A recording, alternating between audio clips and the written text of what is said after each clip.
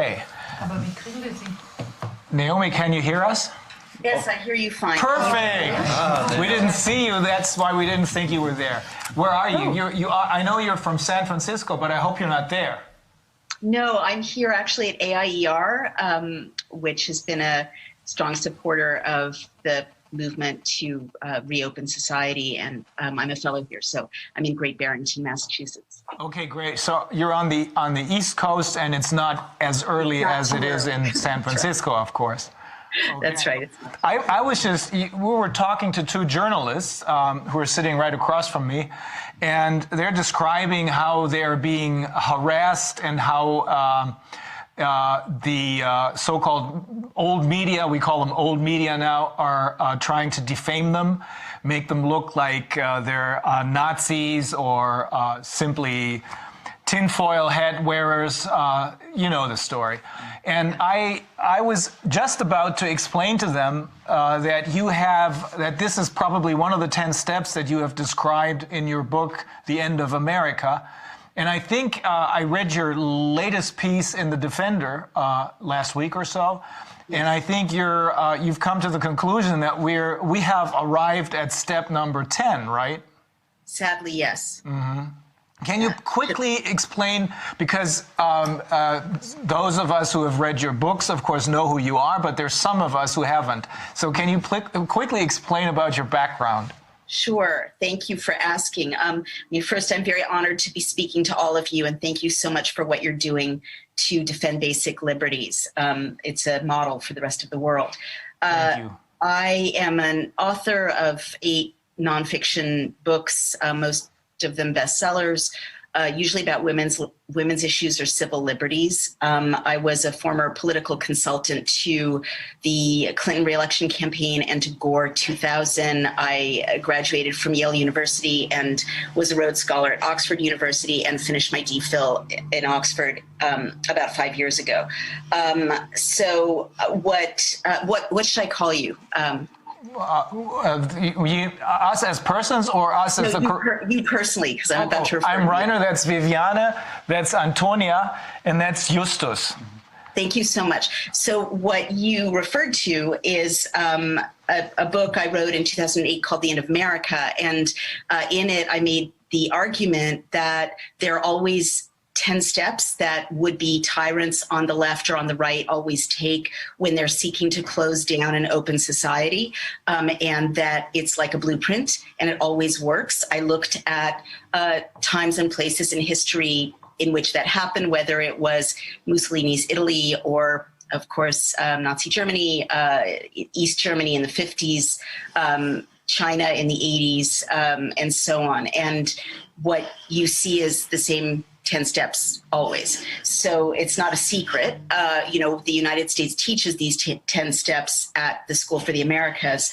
But what really concerned me, and forgive the background noise, there's some construction going on. What really concerned me as an American citizen is that in 2008, I already saw that these 10 steps were underway in the United States of America under the Bush administration. Of course, subsequently, the Obama administration didn't hold back. It's not a partisan issue. I'm sure all of you as Europeans know even better than we do, any party can engage in fascist or tyrannical behavior. And I was very concerned to see that with under the guise of the pandemic, and as a journalist, I also want to extend my sympathies to the other journalists who are being harassed and attacked. I've been deplatformed from 5 platforms since I began reporting on this issue, and it's a very serious thing. It is one of the 10 steps to fascism to target and harass journalists and criminalize speech, basically, and turn critique into kind of subversion or espionage or, many other ways of criminalizing free speech and journalism. But under the guise of a medical pandemic, all of the steps, but especially step 10, which is the suspension of the rule of law and the introduction of emergency measures, have been achieved, in lightning fast formats. So, people for 12 years have asked me, Naomi, are we at step 10, or will you let us know when we're at step 10? And we, haven't been, thank God, mercifully, people have been fighting to keep that final stage from arriving, but under the guise of this medical pandemic, and this is the essay that Mr. Fulmich is describing, we have reached step 10. And so it's a terrifying moment because history shows that, again, as you all know better than most Americans, that there's a very narrow window in which it's safe to fight back against tyranny when we're this late in the process. It quickly becomes too dangerous to fight back. And so that was my essay. So what I had thought to do was, but please tell me if you'd rather I just speak informally or answer questions, is I was going to read this 2-page introduction or else just kind of summarize it as you prefer. Let me briefly translate, and then we'll just, feel free to tell us whatever you think is important at this point, and we'll also be asking questions, of course. Also, sie hat beschrieben, wo sie herkommt. Sie ist Journalistin, auch politische Aktivistin. Sie hat über Frauenrechte viel geschrieben und sie hat schon im Jahre 2008 in dem Buch The End of America diese 10 Schritte beschrieben, die wohl jede Gesellschaft in Anführungsstrichen geht, die von der Demokratie zum Faschismus umgedreht werden soll. Sie hat das angefangen zu schreiben oder hat das geschrieben im Rahmen der Bush-Regierung. Da sind ja auch teilweise sehr seltsame Sachen passiert. Da wurden plötzlich einige Generalstaatsanwälte entlassen. Ich glaube, es gab sogar Bestrebungen, sie alle auf einen Schlag zu entlassen. Und sie sagt, das, was wir jetzt hier haben, ist genau dieser Weg, genau diese 10 Schritte werden jetzt gerade gegangen, beziehungsweise sind schon fast zu Ende gegangen worden. Und diesmal unter dem Deckmantel einer medizinischen Pandemie. Und die Frage ist, sagt sie, wenn wir hier schon bei Schritt 10 sind, und das sind wir nach ihrer Meinung, dann bleibt nur noch ein ganz kleines Fenster auf, um sich zu wehren, denn irgendwann wird es einfach zu gefährlich, zurückzuschlagen. Das ist in der Tat eine interessante Frage. So how far down the road are we as far as step 10 is concerned? I have always thought that the courts of law, the rule of law, is actually the last anchor, so to speak, if all else has failed. If, in this case, large corporations believe that they're above the law, if politicians have been lobbied so badly that they're in line with these corporations, which is what we're seeing in this Davos clique, as we call them. But then it's up to the courts of law to draw the red line. So how far down the road are we as far as the abolishment of the rule of law is concerned? Yeah, I mean, that is the question, because once the rule of law is suspended, once there are emergency measures, citizens have no recourse, which is why what you're doing and what your colleagues there are doing is, and the journalists, of course, as well, shining a light on it, is so incredibly important. It is literally our last hope. And I'm not overstating. I'm not given to hyperbole about this. I'm very, very measured in assessing where we're at, and we are literally at the last bulwark once the rule of law is gone and you can't file a lawsuit, or it's a gestural thing only because the courts are corrupted. That's really it. And history has shown that over and over. So it depends on what country, we're in. For instance, in the United States, I'm sitting in Massachusetts, which has completely suspended the rule of law. I mean, we're living under emergency measures. New York State also is living under emergency measures. California is living under emergency measures. And what's so terrifying is that every month I get an email from the governor's office saying that emergency measures are going to be extended another 30 days.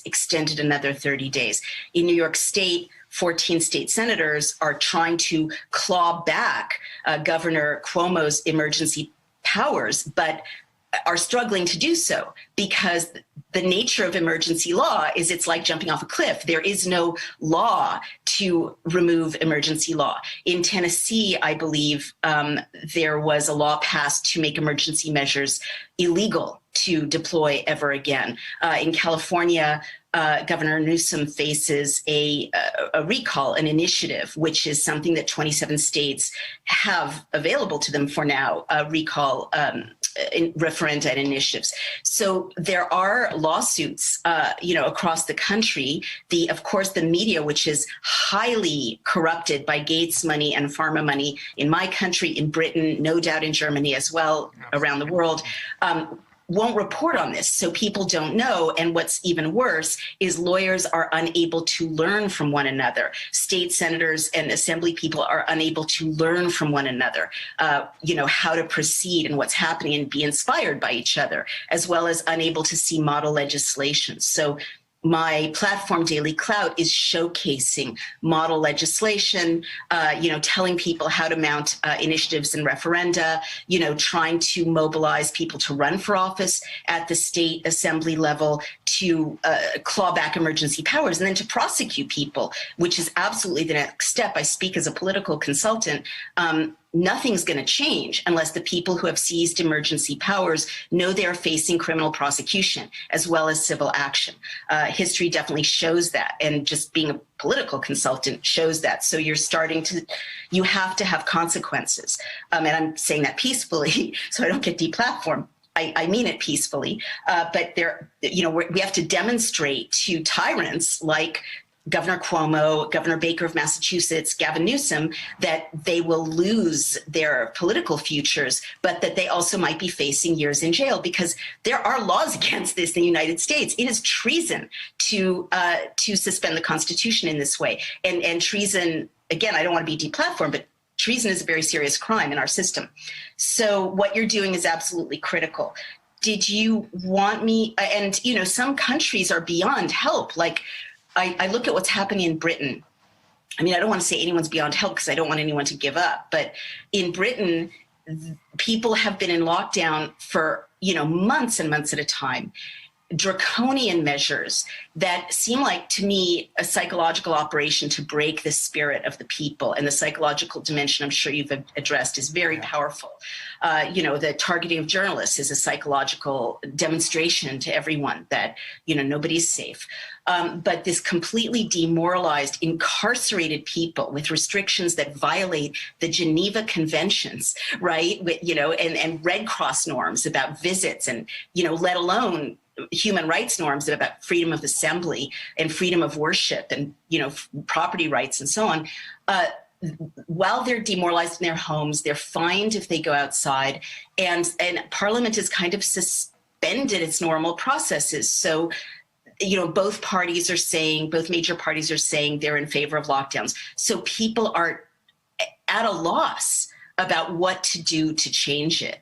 There's no action step. They're in despair. They're subverted, in the language of statecraft. The country's morale has been broken, and this is a great nation that has lived through 2 world wars and fought for traditional freedoms for centuries and invented certain kinds of Western freedoms. So I guess what I'm saying is, depending on where you are, the fight is at a more or less desperate place.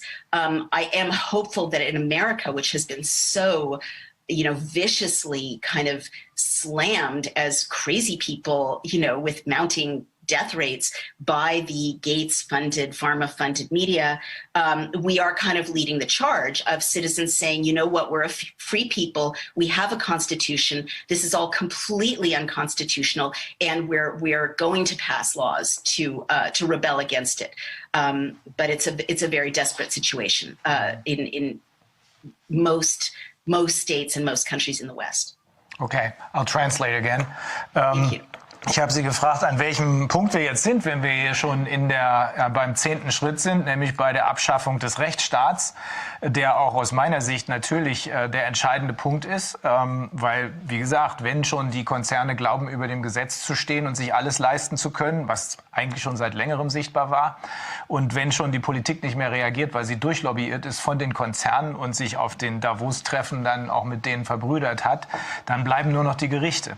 Und da sagte sie, ja, also das kommt drauf an, wo man ist. Sie ist in Massachusetts, aber in New York und in Kalifornien ist es so, dass die Gouverneure sich benehmen wie Kaiser, wie selbstherrliche Kaiser. Das haben wir auch schon von Pam Popper gehört.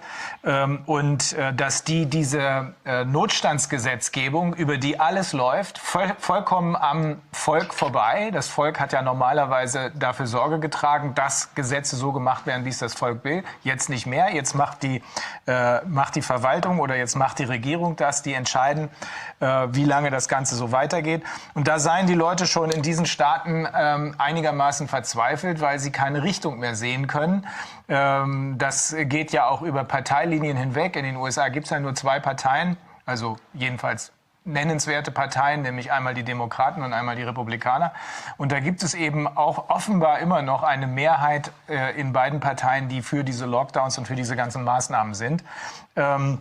Es gibt allerdings auch massive Gegenwehr. Es gibt immer mehr Senatoren, die sich auch in New York wehren. Es gibt in Kalifornien diesen Recall, in dem man den Gouverneur, Gavin Newsom heißt der, in dem man den aus dem Amt schmeißen will.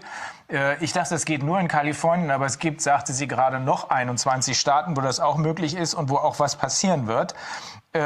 Die Tatsache, dass hier so viele Leute orientierungslos sind, führt dazu, dass man auch, oder das eine hängt vom anderen ab, dass so wenig Kommunikation möglich ist, weil die Mainstream-Medien natürlich genauso wie da durch Bill Gates Geld machen, was Bill Gates erzählt und nicht mehr was mit Journalismus zu tun haben. Und so wissen dann auch in vielen Fällen die einzelnen Anwälte nicht mehr, was der andere Anwalt macht, obwohl es sehr wichtig wäre, sich gerade hier auszutauschen. Ich glaube allerdings, das können wir gleich noch aufklären, das hat sich schon geändert.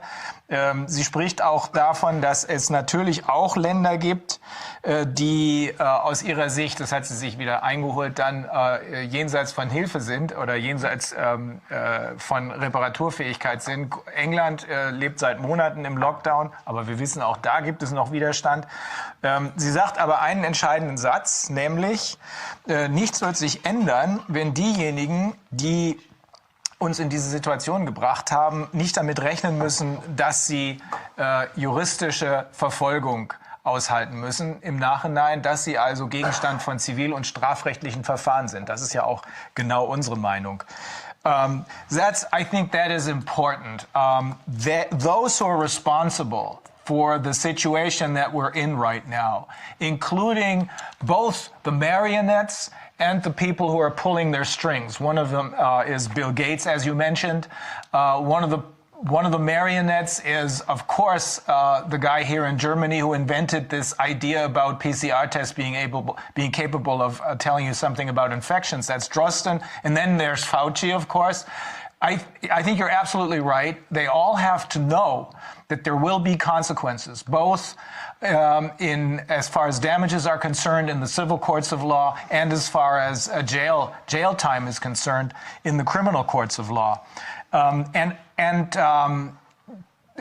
thing I have to clarify. This morning, I was in a Zoom call with a bunch of Australian lawyers and activists, and it looks as though the international scene is very quickly now cooperating very closely so that we're all on the same page as far as the PCR tests, which are the cornerstone to this whole thing, as far as the PCR tests are concerned. And of course, they all realize that the red line, which will probably help us get more people to listen to our side of the story, is the so-called vaccinations, which are really, we all know they're not vaccines. This is injections and genetic experiments that's being conducted. We spoke to a woman from Israel. You may have heard her audio. She's American, actually, but she's been living in Israel for 24 years. And she says that's one of the countries which you probably could call beyond help, but not really. Because even there is a group of people, and they're growing, she says. The number of people who are beginning to ask questions is growing. There is a group of people that is fighting back, and but what they really need is the international connection. They need to be connected with us, because there it seems even worse than here, as the only source of news to probably more than 90% of the people in Israel is the Hebrew news, that what is printed in Hebrew, because that's what most people read, which again means they need this international connection, both for information and for support. But the wild thing that is just beyond belief is that Israelis, and we asked this activist this morning, the absolutely incredible thing is that they're letting these people, the Jewish people, are allowing themselves to be treated in this very same manner as it happened in 80 years ago. But she says that's because the Israeli people have been under attack for so long from so many different sides that they have become not accustomed to, but they trust their government. And when the government tells them that this is how to deal with this pandemic, then they do it. However, even there, more and more people are asking, why is my business, which took generations to set up, why is my business being destroyed? Is there really a meaningful explanation for this? And I think that's important. You have to get people to ask questions. Yeah. I completely agree with you. I guess I would say, speaking as a Jewish person and as someone who's lived in Israel for several years, I don't think that kind of compliance and submissiveness is unique to, my people. It's happening around the world, and it's happening to people who have very long histories of fighting back. The Scots are warriors and fiercely independent, and they fought a war of independence against the greatest colonial power at the time, which was England. And they're completely submissive. The Irish are warriors. They've struggled for freedom in powerful ways, and they are locked in their homes. Around the world, Texas only opened up, last week, and that country or that state has a history of independence as well. So I don't think this is a cultural matter. I think that when you have a 360-degree bubble of information, which the internet makes possible, which is, I agree with you, Mr. Fulmich, that is critical. Call me Reiner, that's much easier. When you're managing the flow of information, which the digital space allows, and you can dial up, this Zoom meeting can be algorithmically dialed down or dialed up by people who are making 27% more in profits every quarter, which is big tech, than they did before the pandemic. They have no incentive to amplify this information, right? And when you have every major news outlet, like the BBC, just take Britain, $60 million from Bill Gates going to COVID education. The Guardian, tens of millions going to COVID education. The Telegraph, 3.4 million. In the United States, NPR, the New York Times, tens of millions of dollars. The CDC Foundation, I found, was also receiving tens of millions from Gates and Pharma annually. You have a completely corrupted civil society.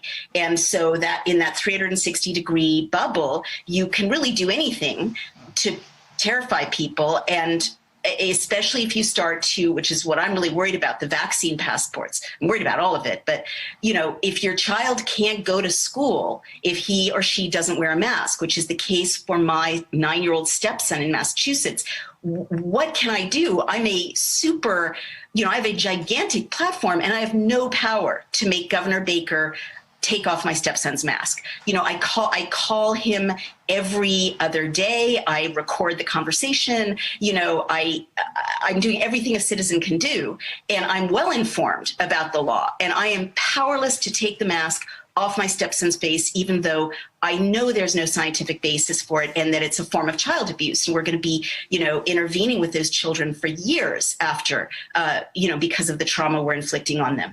So what you see in Israel, and I think it's the future. I think, you know, I run a data company, right? And I digitize government data. So I really understand what the end game is here.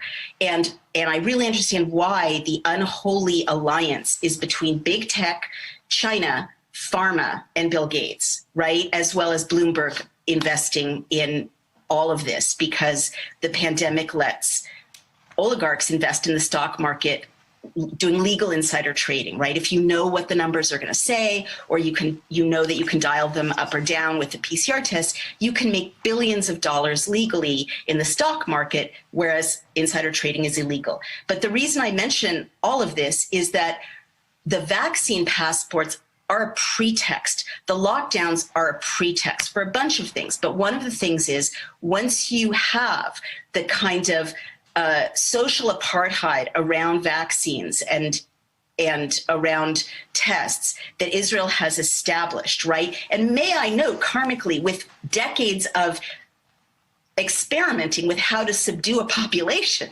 meaning Palestinians, right? So karma's a bitch, right? But, you know, the technologies, the knowledge of how to track and surveil and subdue a free population are well established in Israel. So now it's being done to Israelis. But if you can't shop without your vaccine passport, if you can't go to school, if you can't go to the beach, people comply just to give their children a sense of normalcy. And my big fear, you know, my own governor, Cuomo, rolled out a proposal. It's happening super fast everywhere, the vaccine passport. This isn't about a vaccine. It's about the data. Because when you have a vaccine passport, you can, and I'm sure you guys have addressed this, you have complete 360-degree geolocation. You have complete surveillance of networks. You know, whoever owns that data will know who my friends are when I have a meeting, you know, when I have a communication like this, and it will be the end of dissent. So the vaccine is a pretext. It's the 360-degree tracking that's the goal. That's really important. I'll translate that. Sie sagt, dass es nicht so ist, dass die Israelis... I never meant to say that the Israelis are a particular submissive people, but what really disturbs me in particular is that they know this is a German vaccine. I mean, how much closer can you get to 1933? What do you mean it's a German vaccine? Well, it's a German invention. This is Pfizer, but it's BioNTech Pfizer, and that's a German company. You didn't know that, huh? I didn't really put the pieces together. That's that's we find this extremely disturbing, and run by 2 Turkish immigrants, by the way. Yeah, great, perfect perfect alliance. Yeah, but Ilana Rachel Daniels said the same thing this morning. She said that the vaccine passports are probably, of course, they're just a pretext, we didn't realize, however, that this is going to be used as a 360-degree surveillance tool. How do they use it in that sense? We haven't heard experts on that yet. Yeah, that's easy to explain. Do you want to translate before I add? Yeah, I'll complete my translation. Also sie sagt, das Schlimmste daran ist, dass die Mainstream-Medien vollkommen auf der Linie von Bill Gates sind und der wiederum ist ja mit der Regierung in einem Bett sozusagen. Und sie hat da ein paar Beispiele genannt, so schnell konnte ich die gar nicht aufschreiben, dass der also Tonnen an Geld, 60 Millionen hat er der BBC gegeben für Covid Education, aber ebenfalls Millionen an NPR. NPR ist das öffentliche Radio und Fernsehen in den USA, das hat eigentlich immer höchstes Ansehen genossen. Genauso die New York Times ist auch offenbar tot, komplett gekauft worden. Dass also dieses ganze Geld da reingeflossen ist, hat dazu geführt, dass zumindest in den Mainstream-Medien, genauso wie hier natürlich, keine vernünftige Information mehr zu kriegen ist, sondern nur noch das, was wir Propaganda nennen. Und sie sagt, diejenigen, die am meisten profitieren von dem, was jetzt gerade passiert, hin zum 360 Grad Überwachungsapparat Vaccine Pass, also Impfpass, das ist Big Tech. Die haben, ich weiß nicht, hat sie gesagt, 27% Zuwachs pro Jahr gehabt jetzt oder noch schlimmer? Mehr verdient als in den Jahren davor. Are they increasing big tech? Are they increasing their profits? You said by 27%. Is that per year or per quarter? The last numbers I saw were per quarter. Also jedes Vierteljahr steigern die ihre Gewinne um 27%. Wow. Yeah. So should I jump in and explain the digital aspect of this hack? So basically in my essay, which I won't read, but you can see it on the Children's Health Defense website and on Chelsea Green's website. We'll put it up on our website too. Thank you so much. It's basically, in addition to everything else you've all identified, what's happening is a hack of humanity, okay? And I don't mean that in a woo-woo tinfoil hat way. It's literally a hack of the human genome and human data, as well as human spaces. So let me step back a minute to important organizations people don't really know about. There's something called the COVID-19 Response Project. Maybe you do know about it, but it's a group of really surprising corporations, including Amazon, Bloomberg, Microsoft, NASDAQ, Nintendo, and Zoom, as well as other tech companies that got together very early, I mean, at the very start of the pandemic, before we had any idea whether this was a 1-week crisis, a 2-week crisis, a year-long crisis. And their goal was to, explain COVID to the world. Well, these are the companies that are making money off of Amazon makes vast profits crushing crushing Main Street, and crushing small businesses, right? Nintendo makes vast profits when your child is home with no friends. Microsoft and Google, Google is where you sign in and where your data go here in the United States when you sign up for a CVS drugstore PCR test. So all of these companies, and NASDAQ, I mentioned the kind of legal insider trading, all of these companies have a vested interest in making lockdowns last forever. And NASDAQ has a vested interest in knowing how they'll be dialed up, how they'll be dialed down, where the numbers go, right? With the PCR tests, for instance. So these companies that are completely conflicted, and Microsoft has its relationship with Bill Gates. They are the ones who funneled millions of dollars into universities and news organizations. For instance, they funded the Blavatnik School at Oxford, that's my alma mater. The Blavatnik School isn't a health or medical school, it's governance. And so out of the Blavatnik School, you're getting all these studies showing that lockdown works or masks work and so on, like very corrupted studies. But this money is going to propagandize COVID. Like every time you turn on, your Google search bar, it'll have a little notification, COVID-19 in Connecticut, COVID-19, the latest COVID-19. That is I will tell you as a CEO of a digital tech company, it is extremely difficult to coordinate the messaging that you're getting digitally about the urgency and bigness and badness of COVID without a coordination across these tech giants, right? And even like kicking people like us off of Twitter, that takes coordination. Well, this entity has coordinated it. So now let me move ahead to the vaccine passports and the PCR tests. The PCR test is also a hack, right? China and Bill Gates And these digital tech companies are getting into the genomics space. And all of them have expressed their desire, and it's happening, to build gigantic human DNA databases. Why is that? Because it's incredibly valuable to know, what my future health problems will be like, so that targeted messaging to me and to my doctor about solutions to my problems will be in the hands of whoever holds that genetic data. All right. So that's why you have this testing, as well as the false positives, which you've covered well, to keep the numbers up, unverifiable data.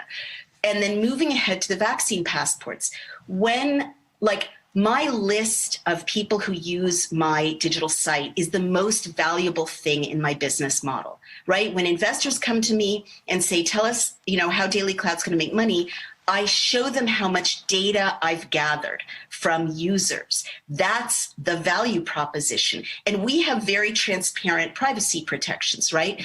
But you don't have to know someone's full name to monetize their data. Just to see how users use a platform is incredibly valuable to sell to third parties. For instance, if users of my site look up credit card related bills, I can sell that information to credit card companies for advertising purposes. It's more valuable than oil. Many people in the digital space have said digital data is the new oil. Now fast forward to vaccine passports. Every time I sit down in America, there's a nonsensical request in a restaurant for me to swipe my phone to get the menu. Why is that? It's not because there are germs on a piece of paper or they can't put the menu on a blackboard. It's so that my phone registers where I am, and AT&T and whoever buys it from AT&T knows that Naomi is at that restaurant. And then if other people are swiping their phones, then my whole network is fed into a system that shows, like all of you, I hate to tell you this, you're all already in and now we are in a platform that shows relationships between people. Okay, so if we all gather again to talk about fighting back against tyranny, the machines will know, and they then interpolate your credit score, your property that you own, anything online that you might have said, and now your medical data into one 360-degree ability to surveil you. And wherever your phone goes with your vaccine passport, because it will be digital, they won't give you a piece of paper which can't be tracked, you're constantly generating data that can be sold to advertisers, but also, your government or meta governments now can track exactly where you're going, who your networks are, what kind of calls you're making, to whom, what your internet search looks like, while you're at that basketball game or when you go home. And that is the end of privacy. And it's also the end of civil society, because if they want to arrest you, if they change what you're doing now from law to subversion, they now know exactly who's sitting around this table, right? Or if you go out and have a drink with your vaccine passports, they'll know exactly who is with you having a drink. So it's not about the virus. It's about a China-style social credit system. And I think that's everything. Well, I guess there's one more thing I want to say about the digital piece. Every time our children are in a classroom with other human children, every time we are worshiping in a church or synagogue or mosque with other human beings, every time we are going for a walk outside with our friends or having a party or sitting at a bar, tech companies are losing money because their business model, in addition to data, is eyeballs. Right? That's how they sell advertising. So when you're not on your device, they're losing money. So basically, digital tech companies we are their competitor. Human space is their competitor. Human contact is their competitor. Children playing in a playground is their competitor. Any joy human beings can have face-to-face or meaning undermines the profits of big tech companies and is the last frontier of what they can colonize as a financial model. So driving us all home, driving us to shop online, forbidding our children from going to school, creating distance learning platforms, which are also vastly lucrative for tech companies, making sure we can't gather to worship, making sure we can't go to a bar and that people can't fall in love, let alone have a protest. That's the last frontier. They're hacking what I call analog space, human space, because we are their last competitor. So they're breaking apart the human bonds, the human civilization and social contract, especially for the next generation, so that they won't have any more competitors and they get to mediate and profit from everything we do. Okay. Well, just a quick response. They can't win. They cannot win. Also, sie hat uns erklärt, dass dieser PCR-Test genauso wie der digitalisierte Vaccine Passport letztlich nichts anderes ist als ein Hacking des letztlich unserer Menschlichkeit, unserer DNA. Und sämtlicher Kommunikation, die wir haben, die menschliche DNA wird als Datenbasis benutzt. Und zwar wird der PCR-Test, der wird jetzt immer weitergeführt, weil man ja jedes Mal weitere Informationen bekommt. Deswegen geht's eben die ganze Zeit weiter, soll aber am Ende zu etwas führen, was China und Bill Gates, die da offenbar zusammenarbeiten, sind ja auch die beiden Herrscher sozusagen der WHO, sich zusammen ausgedacht haben, nämlich dazu, dass am Ende eine 360 Grad oder wir würden vielleicht sagen, eine vollkommene Transparenz, Durchsichtigkeit des Menschen erzeugt wird, sodass diejenigen in Big Tech, die an diesen Daten interessiert sind, die heute so wichtig sind oder so wertvoll sind, wie es damals das Erdöl gewesen ist, sodass diese Leute immer wissen, was wir wann, wo, mit wem machen. Also es geht nicht um die Gesundheit, es geht nicht um die Gesundheitsdaten. Das ist nur der Vorwand, der Pretext, um an diese ganzen Daten zu kommen.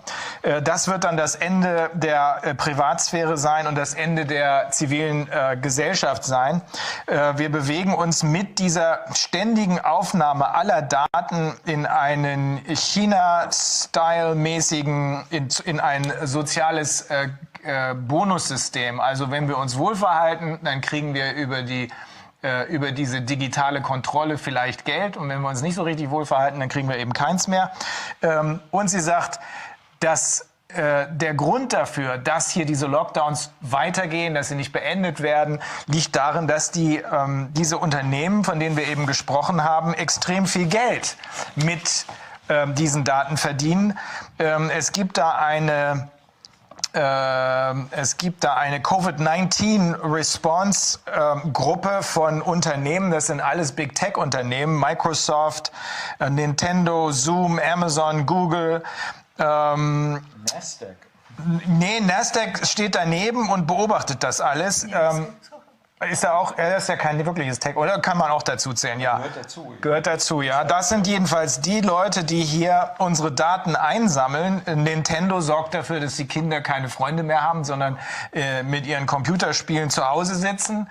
Amazon ist bekannt, die zerstören gerade die Main Street, sagt sie, also das ist der Mittelstand. Und dass Microsoft sich mit digitalen Welten auskennt, ist bekannt. Also die profitieren davon, die profitieren nur dann davon, solange wir auf ihren Devices, mit ihren Geräten rumspielen. Das müsste die eigentlich mit großer Freude erfüllen, wenn die meisten von uns bei jeder Gelegenheit ständig nicht miteinander reden, sondern in ihre Handys gucken.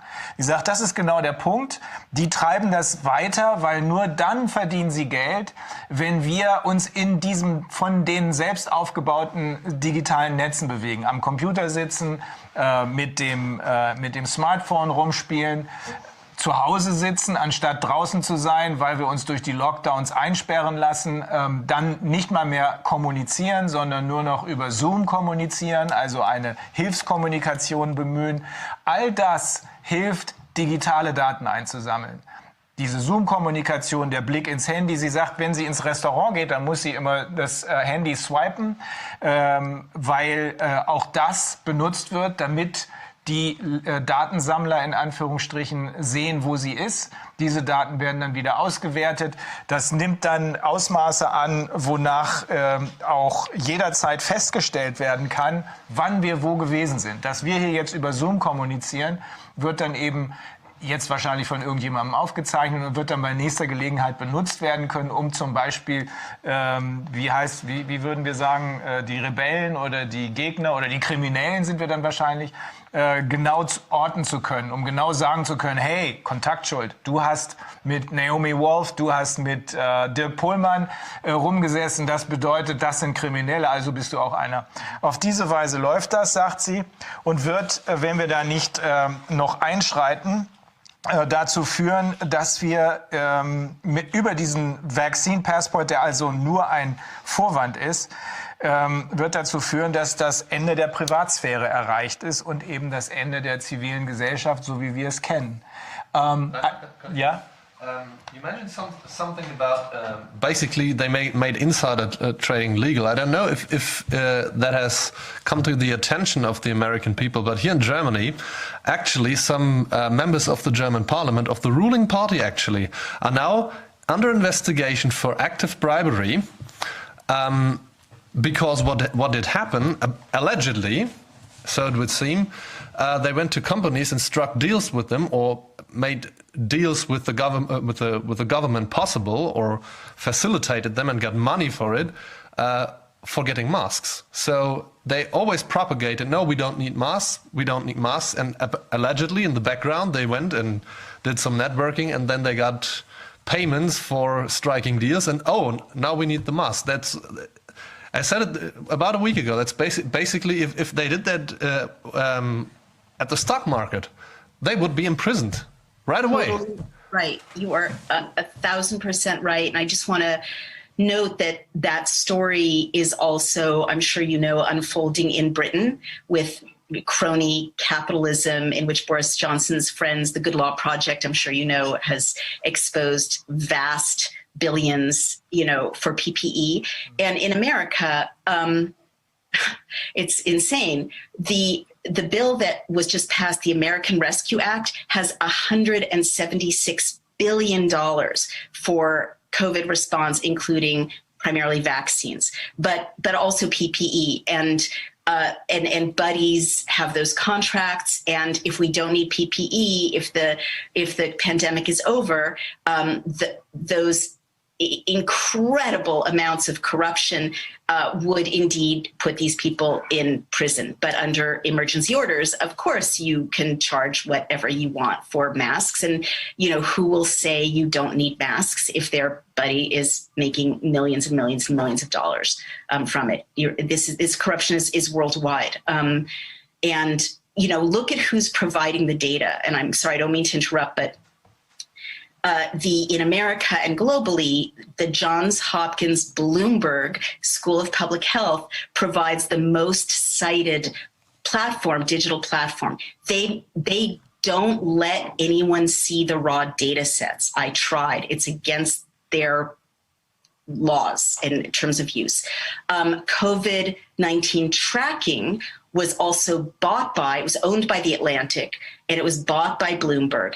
They allow unnamed volunteers to upload data, and some of their data comes from a hedge fund site called Enigma Business Solutions.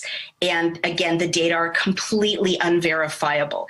In Britain, the Office of National Statistics digital dashboard is run with partners who are unnamed, but it sounds they're for-profit partners, including entities like Boots, and foreign companies that are not even British, right? So it's not being run by governments. There's a giant contract to produce and manage these data. Well, Bloomberg owns two of the most cited, totally unverifiable COVID dashboards. He also posts what the COVID dashboards say on the front page of his investor site, right? And so you can literally, if you know 5 minutes, if you're, Michael Bloomberg, and 5 minutes before the rest of the world, whether this is going to go up or going to go down, you can make billions of dollars legally simply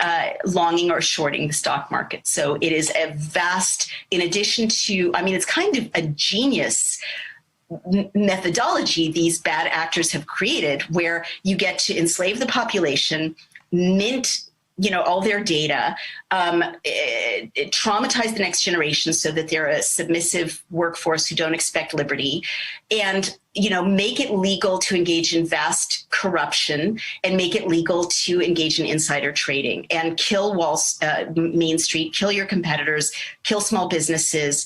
And also, we haven't talked about property, but the driving of small businesses out of business is also driving small landlords to sell their assets in a fire sale, which allows big developers to scoop it up. So you're seeing that K-shaped recovery, it's called, where basically it's a massive wealth transfer to a few bad actors, and everyone else will be in a feudal state. Ja, sie hat es nochmal ausführlicher dargestellt, wie hier die Bad Actors, wie sie nennt, also die Bösen auf der anderen Seite aus der Tech-Industrie versuchen, die Gesellschaft zu ihrem Vorteil noch weiter zu verändern. Das ist ja schon eine ganze Weile gelaufen. Das hätten wir eigentlich schon viel früher merken müssen, aber immerhin. Besser spät als nie. Da spricht sie davon, dass von diesem gigantischen von diesem ganzen Rettungspaket, ich glaube 1,9 Trilliarden oder irgendwie sowas, wird da in den USA gerade verbraten. Billionen natürlich. Aber allein davon gehen 176 Milliarden an dieses als Covid Rescue Package raus. Und davon kriegen dann Leute wie die Johns Hopkins Bloomberg Gruppe, die offiziell sozusagen die Daten über die Covid-Pandemie verbreiten und keinen Zugang zu den Rohdaten zulässt, sodass niemand überprüfen kann, ob die Daten echt sind. Davon kriegen die einen ganzen Brocken. Ähnlich läuft das offenbar in England, hat sie dargestellt. Auch da sind es private Unternehmen, nicht die Regierung, die die Daten und die Informationslage bestimmen, sodass sie sagt, am Ende ist es so, dass, wenn man sich das genauer anguckt, zu dem Schluss kommen muss, hier wird die gesamte Bevölkerung sozusagen versklavt. Gleichzeitig werden sämtliche ihrer Daten abgegriffen. Und das Dritte ist, dass die Kinder durch die Masken, durch das Social Distancing und so weiter so traumatisiert werden, dass von denen jedenfalls keine Gegenwehr mehr zu erwarten sein wird. That's a very bleak prospect. But apparently, even in the United States, and I think didn't you just say that this is probably going to be decided, this is going to be the major battleground, the United States? We believe it's the United States and Germany because all of the other countries kind of are looking, here in Europe at least, are looking towards Germany. What's going on there? Like we spoke to a number of people from Spain, a doctor, a lawyer, and a police officer, and they said, yes, there is a group of people that are trying to fight back, but we're a pretty small group of people. And what we basically do is we look towards Germany, and if we see that Germany is allowing their major industries to be destroyed, then our question is, what good is it to fight here in Spain? Does it help us any? Well, everything helps. And but I do think it's going to be, both in the United States and in Germany, the two major battlegrounds where this whole fight will be decided. And we haven't reached the end yet. As far as in the United States, we spoke with Pam Popper. You may have heard of her. She's a pretty active activist from Ohio, Columbus, Ohio. She works with a lawyer by the name of Tom Renz. Then there's CHD, the Kennedy Group of Lawyers, Mary Holland. You know those people. And they're pretty active. I do think if you take this into consideration, that we're all now connected, at least the lawyers are connected on an international level, and we're working in a coordinated effort to stop this. I do think there's reason for hope, but of course this alone, legal activities alone, will not do the trick. We're going to need activists like you and everyone else here who are going to keep fighting in order to get the truth out, to get as many people as possible to turn their attention away from COVID and towards this data mining, et cetera. And in addition, we need to do something about politics. And maybe, I don't know how to do that in the United States, because you have these two parties and they're almost in lockstep. Not quite, because there's still a number of governors, a number of Republican governors out there, for example, in Texas, who are not going to play along. But basically, it's a situation but, you know, here in Germany, we believe there are about 30% of the people who don't quite agree with the measures. I'm saying don't quite because some of them are still in line, but are beginning to have doubts.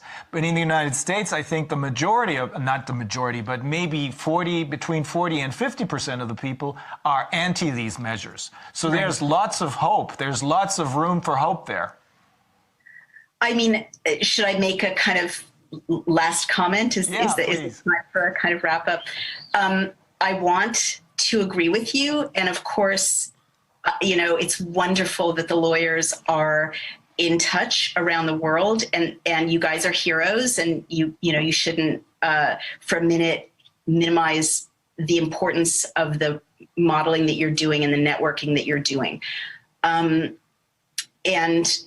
you know, there are resistances growing. I guess the reason I want to really sound a very urgent alarm is that in every closing democracy, there were lawyers, there were judges, there was a political process.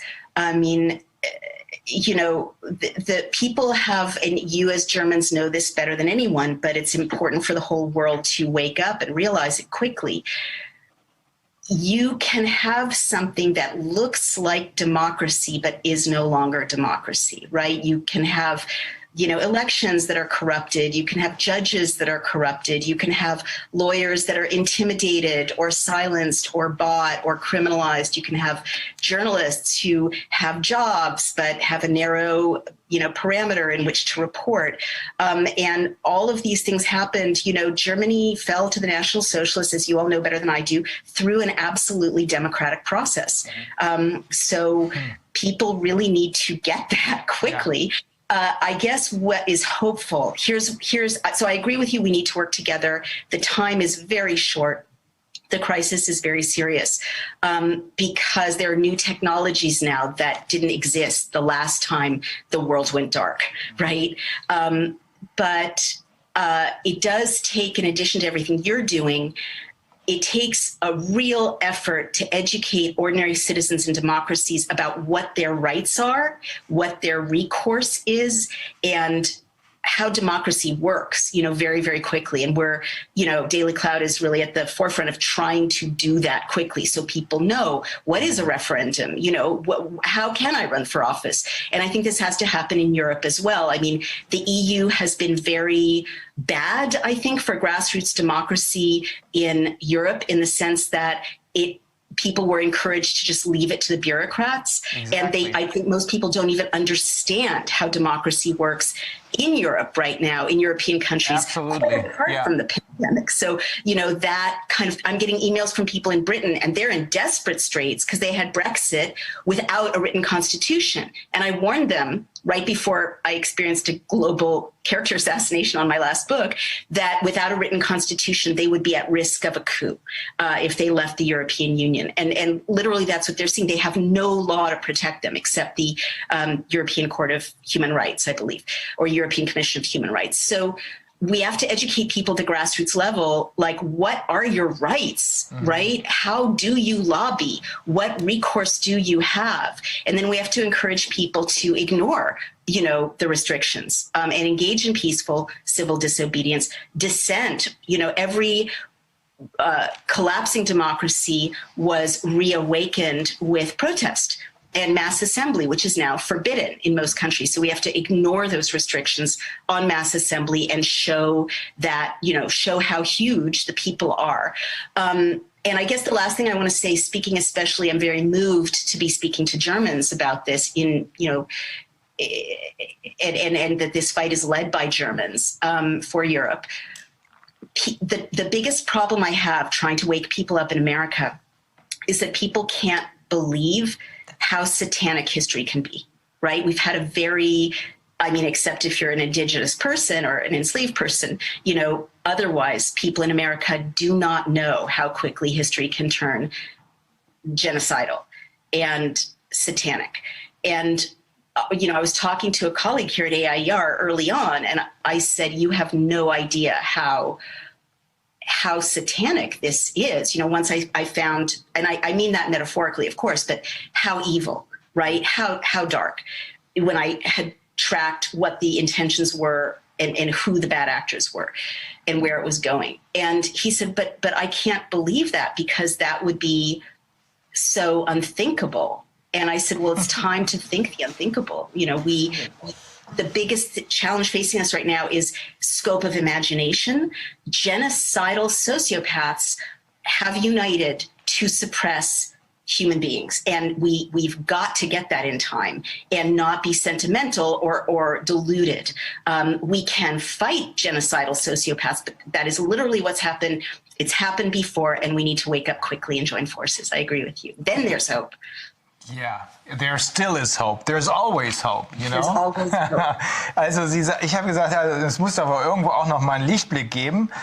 Sie sagt, ja klar, es gibt noch immer Grund zur Hoffnung. Ich habe sie dann daran erinnert, dass es ja auch gerade in den USA eine ganze Gruppe von Menschen gibt. Pam Popper ist eine davon, die hatten wir hier mit dem Anwalt Tom Renz. Wir haben außerdem mit Bobby Kennedy gesprochen, Mary Holland.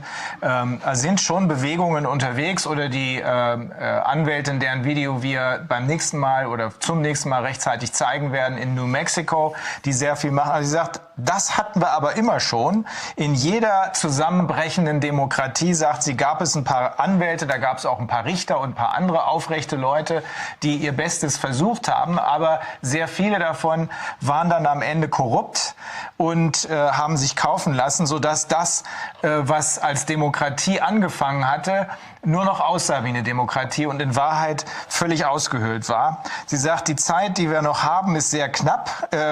Im Unterschied zu der früheren dunklen Periode, das war das Dritte Reich, gibt es jetzt eine Reihe von neuen Technologien, die gab es damals nicht. Damit hat man noch leichteres Spiel, uns unter Kontrolle zu bringen. Was entscheidend sein dürfte aus ihrer Sicht, das ist auch unsere Sicht, ist, wir müssen die Fakten rausbringen. Wir müssen den Menschen beibringen, erklären, was passiert, und das so, dass wir nicht gleich in Streit geraten, sondern dass hoffentlich immer mehr Leute dem zuhören und beginnen, Fragen zu stellen.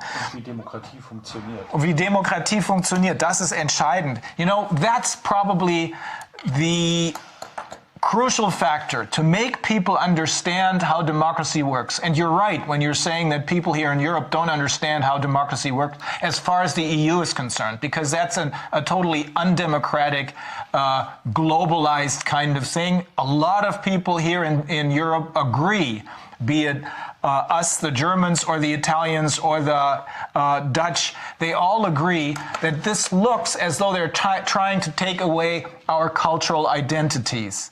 And right from the start, that was a major concern of many people here, which, and I agreed with that right from the start, but only from a not from a rational standpoint, but rather because it's an emotional kind of thing. Now we know it's true, because that's precisely what they're trying to do. Try to take away our cultural identities, take away our humanity.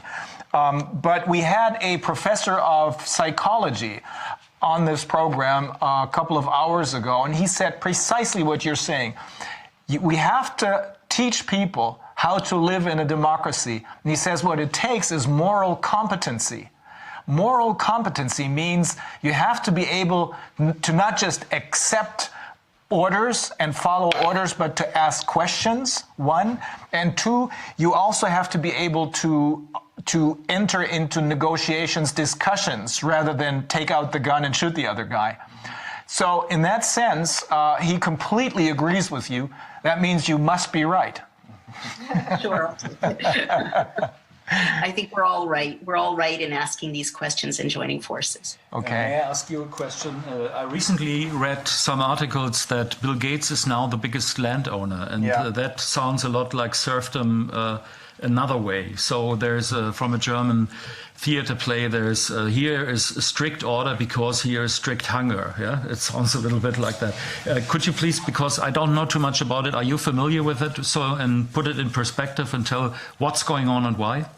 Sure. I have also seen confirmed reports of that, and I know he's also buying up seeds and the seed supply.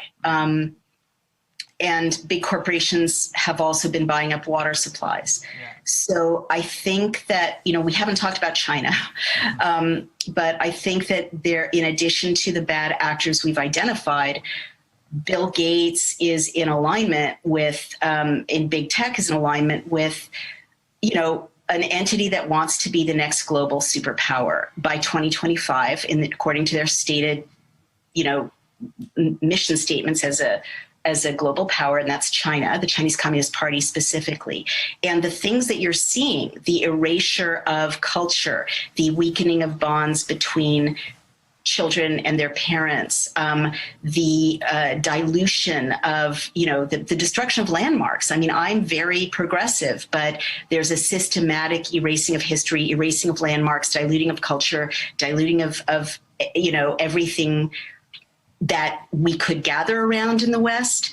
And my husband is an investigator and has identified, very powerfully money flowing from the Chinese Communist Party, as well as Bill Gates, to buy up basically influencers, leaders, community leaders, even down to the kind of local level in the United States. So basically what's happening is not just a war on humanity, but a war on the West. And I am an anti-racist. I am the daughter of immigrants, but when we are perforated, right, and are a foreign power that is a totalitarian tyranny has bought up our leaders and is erasing our history. And, do you notice they keep talking about holidays with lockdowns, like, oh, you won't have Christmas, you won't have Thanksgiving, you won't have Easter, you won't have, it's so systematic as a psychological operation to leave us completely demoralized as nation states that could possibly remember who we are as Germans or as Americans or as British people or French people and fight back this totalitarian power. So it's a genius way. Now talking about geopolitics and not big tech, it's a great way to invade a country without firing a single bullet, or in our case, invade the West. So it's not really a direct answer to your question, except to say that what we are seeing is the flowing of billions of dollars through Bill Gates via China, via big tech as well, to make there be no alternative to Bill Gates, right? The food supply, telecommunications, pharmaceuticals, our DNA database. I'm very creeped out that he's invested in managing reproduction. He's invested in the vaginal microbiome, which creeps me out significantly. I'm very worried that this vaccine has not been tested on pregnant and lactating women. Right? So when you've got these kinds of bad actors who have multiple agendas to be the only way for us to survive, right? The choke point, it's very serious. And so, yes, the buying up of land, the buying up of water, the buying up of seeds, the intervention in our bodies is, I think, all part of that, which is, again, why I keep talking about, like, grassroots devolving, small businesses, small landholders, small, people gathering to educate their children together, people gathering to worship, people gathering to create their own societies. But I'm going to say one last thing, because I'm speaking to a European audience. Borders are very politically incorrect. And critiquing immigration is very politically incorrect, but it's a dire moment. So I'm just going to say that, and I am, again, daughter of immigrants, pro-reasonable integration, but borders, when you lose your borders as a nation state, you really lose any ability to engage in democracy. And when Europe just dissolved its borders, it meant that people in Greece can't make decisions for the people of Greece, and people of France can't make decisions for the people of France. And when you add to that a kind of dilution of everything that is a cultural heritage, right? I think personally that is dressed up in very kind of progressive language, but it really is a systematic way to disempower Europe and the West. And I'm not saying any group is better than any other group. It would be the same if you were flooding Morocco with foreigners or flooding Ghana with foreigners. I really want to make this impossible to decontextualize, or erasing the cultural history of Ghana or erasing the cultural history of Morocco. I believe in multi-ethnic, egalitarian, inclusive societies. I want to see that really clearly. But, America is one. America is a great model. But without a border, and a nation state, all of us are powerless to fight back when there are decisions happening above the heads of nation states as they are now. And that's where Bill Gates and pharma and China's interest in Bill Gates and pharma and our subjugation comes in. So I think we need a progressive, inclusive, pro-immigration, anti-racist effort to reestablish nation states and democracies as a result. Also auf die Frage, möchtest du übersetzen? Ich möchte noch eine kurze Frage stellen dazu. I have a question, with regard with what you just said. Like, this collection of the genes, the genome, like, what else can that be used for, except from just selling us like medical treatment or something? Because I think if this all, continues as it's laid out right now, there's not going to be so many people who are going to be able to afford some expensive kind of treatment. So what else would they use all that stuff for? Oh, God. That's a great question, and I'm not best qualified to answer it in detail.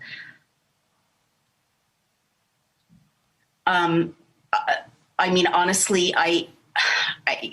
I'm concerned that policies can quickly become eugenicist. If you know that someone has a defect or an illness, inevitable, or their DNA, there's a horrible history of eugenics in our human civilization, and my people have been on the receiving end of it. So, of course, I am concerned that we're in a, with these vaccinated, unvaccinated rules, yellow star. I'm worried that we're moving into a space in which governments can say, okay, well, you've got really good DNA and your DNA is not so good, so you can reproduce and you can't reproduce, or, you're up for sterilization because your DNA is terrible. If the state can intrude a vaccine into your personal body, without your consent, with all this coercion, or if you're a child, right, you can't consent, then a DNA database really allows governments or corporations to say, well, this is the kind of population we want to have. But I'm not a genomist. So in addition to the commercial uses of it, that is theoretical from my non-scientific background. Übersetzen noch, gell? Ja. Also, wir haben es hier offenbar, so fasst sie das zusammen, mit genozidalen Soziopathen zu tun auf der anderen Seite. So sehen die ja auch eigentlich alle aus, finde ich. Und es geht darum, offenbar, dass so Superreiche wie Bill Gates, da gibt's natürlich noch mehr, und China sich zusammengetan haben, um Europa und letzten Endes den Westen insgesamt sowohl der kulturellen als auch der persönlichen Identität seiner Bewohner zu berauben, sodass man dann letzten Endes ausschließlich noch digital geführte Menschen und digital überwachte Menschen hat. Auf deine Frage, Dirk, was da mit dem ganzen Land ist, da gab es gerade einen ausführlichen Artikel im Defender von Robert Kennedy Jr., der sagt, dass er wahrscheinlich der größte Landowner ist. Ist er schon. Und es ist jedenfalls so, dass sowohl China als auch Bill Gates alles Mögliche aufkaufen, was nicht nied- und nagelfest ist, einschließlich sich in die Medien, das ist ja das wichtigste Transportmittel dieser Botschaft, einschließlich sich in die Medien reinzukaufen. Sie sagt, es sei ihr gar nicht klar gewesen, mit was für einem satanistischen, im Sinne von bösen, Gegner wir es hier zu tun haben. Deswegen diese genozidalen Soziopathen, darüber muss man sich klar werden. Das sehen wir ja auch so. Es geht nur, oder man wird die Menschen erst dann in Bewegung bringen können, wenn sie sich darüber klar werden, um was es hier wirklich geht. Dass es eben nicht um Gesundheit und Covid geht, sondern um was ganz anderes. Und sie sagt, sie sei eigentlich, ist sie der Auffassung, dass Grenzen was Schlechtes sind. Andererseits sagt sie aber, in diesem Zusammenhang hier, in dem wir hier sprechen, sind Grenzen eines Landes wichtig, weil man nur, wenn man innerhalb dieser Grenzen seine eigenen Kultur noch hat und kennt, in der Lage ist, sich um diese Menschen, die da sind, vernünftig zu kümmern. Das kann nicht von oben kommen, über die EU oder über eine Weltregierung der UN, sondern dafür, das ist ja auch das, was Wolfgang Wodak immer sagt, dafür müssen wir in der Lage sein, innerhalb der Grenzen unserer Familie, innerhalb der Grenzen unserer Region, innerhalb der Grenzen unseres Landes, die angemessenen Regeln zu finden. Ein Sozialstaat ohne Begrenzung ist nicht möglich. Ja. Ganz einfach. Ja. Kann ich was sagen? Ja. I'd just like to add a comment to what you just said. I think the opinion you gave about frontiers and nation states is very insightful and very important. And I just want to stress that the digital world in itself is, as it's used and established right now, of course, without borders. So I think that the digital, the economy, the military, the social life, all parts of society are more and more in the digital world. And we have a situation of Wild West in there. There's no constitution for the digital world. There's no clear transparency how it works. So I think the topic which has to be discussed most is how we put democracy in the digital world. And instead of just trying to go back to nation states which are obviously destroyed, which have been destroyed in big parts already way before the corona crisis, we should see how the world, which is kind of spaceless, because the digital world doesn't have spaces as the world before, how this can be regulated. I feel it's like we all moved to an empty country, and then there's just the law of the stronger person, and this law is very much against the liberties as we understand them, and the sense of equality. And the question I have is, shouldn't we really not just only say, let's go back to a system where we are in real life and locally, but we confront the brutal fact that so much is already digital, even our meeting we have right now, that we also see part of our world is already global. Part of our lives is already global, and we cannot just turn back easily what has evolved. Let me interject, though. I don't agree with that. I think we will have to come back and reconstruct our individual nation states. Plus, we have to find ideas, we have to look at ideas how to democratize the digital arena. But our identities are not in the digital arena. Our identities are in our nation states, in our individual cultures, our families, our regions. Musste mal klargestellt werden. did you want me to speak to that? Yes, it was a kind of question. Thank you so much. So those are important. These are all really important, critical questions for this time. I really want to stress, if anyone is watching who wants to take this out of context, that when I say nation state, I'm not talking about a racist, elitist entity. I'm talking about a nation state in its ideal form, which is welcoming to immigrants and then has a citizenship process as opposed to open borders, and which is racially inclusive and egalitarian. I really want to stress that, okay, because I do not want to be taken out of context. And unfortunately, the spokespeople in Europe for nation states tend to be racist and to be kind of culturally fascistic.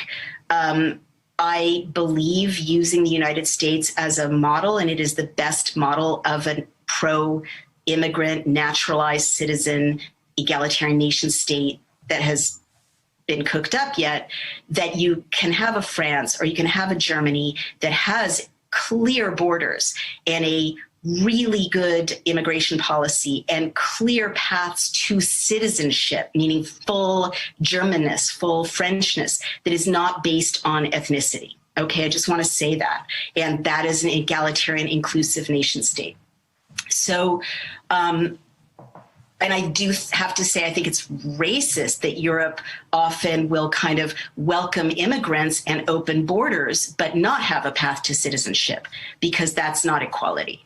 So let me step back one more time and say, as a former political consultant, you can often get people to do things that are ultimately very disempowering to them if you spend a while luring them into a new situation.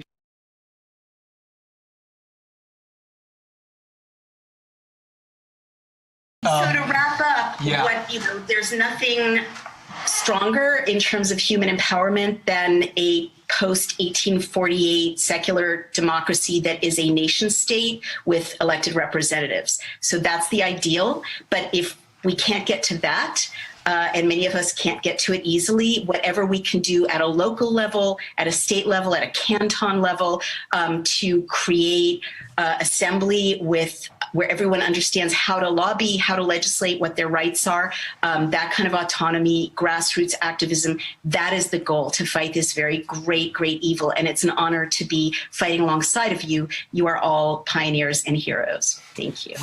We can only do it together. We're all on the same side. We're fighting for the good stuff. That's true. And I hope millions continue to join us. Thank you so much for your leadership. It's a pleasure and an honor, Naomi. Have a great weekend. Thank you for coming. Thank you. Likewise. Thank you all so much. Thank you. Okay, übersetzt du das? Weil ich muss jetzt los. Ja, wo war die Übersetzung geendet?